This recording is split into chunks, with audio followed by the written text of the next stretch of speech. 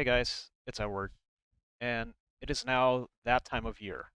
It is the most wonderful time of the year, and that is Christmas. The day we give gifts, we spend time with our family, we sit around the campfire toasting some chestnuts or something, and even watching some Christmas movies, which are one of the most random things that we could watch. However, there are times where the eve or even the day of Christmas isn't really the brightest. Loved ones may not be able to spend time together due to living so far apart from each other. You may not be able to see your loved ones that sadly passed away, or, as of recently, can't spend time with your family due to the pandemic. With all that being said, there was a point in our history where Christmas was shown to bring hope of camaraderie towards common people. It has shown us that even in the darkest days, it can spring a light in the darkest days, even in one of the most bloodiest conflicts in our world's history. This is the Christmas Truce of 1914. On December 24th, 1914, the Great War has been raging more than months. The trenches were muddy and bodies laid dead in no man's land.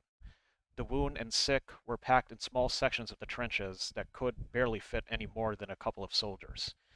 And of course, it was filled with the fear that anyone on both sides of the field would attack. But in this month, it was extremely different. It's the holidays. People were receiving gifts from home.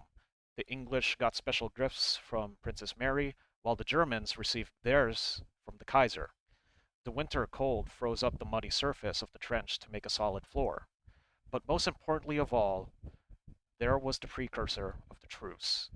The Germans began to sing. They started singing the original version of Silent Night in the Austrian language. The English may not know the words, but they recognized the tune and the melody.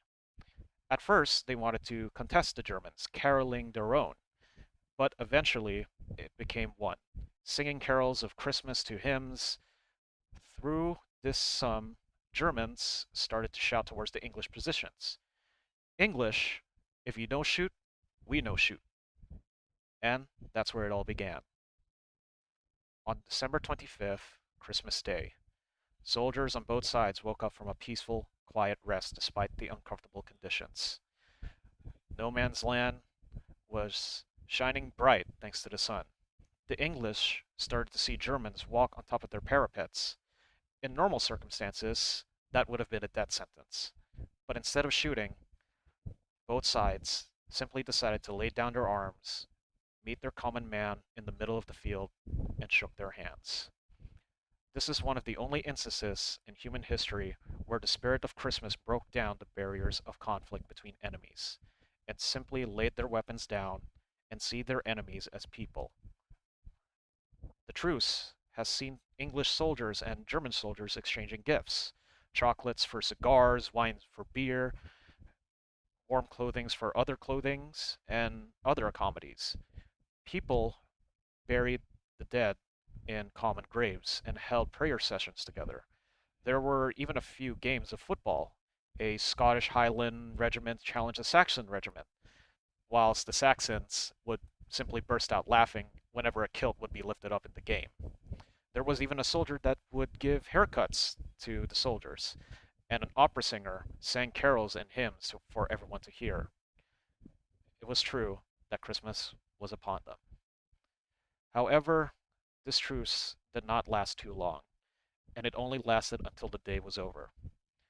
Some wanted the truce to last until New Year's Eve, but the higher-ups simply didn't want that. And it was there the war resumed again, and it would continue until the year of 1918. Even though the conflict would rage for another 4 years after, if there was one thing that the Christmas truce of 1914 has taught us, is that even in the darkest days, and no matter how bloody the conflicts are, people on both sides can still reach out their hands and beat their foes, not as enemies, but as brothers. Christmas is not the only day where we appreciate lives we have, but it also helps us appreciate the lives of others.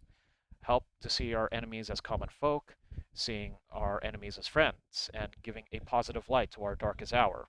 even to someone else's darkest hour instead of our own. I hope that in the year of 2022 would be brighter than the last. It has been a hard couple of years with the pandemic still ravaging around the world and most of us still stuck inside, not being able to see our loved ones at our holidays, much like the lives of the soldiers fighting in the trenches. But with the spirit of the holidays, we can still have the light shine upon us. I wish you all a very Merry Christmas and a Happy New Year.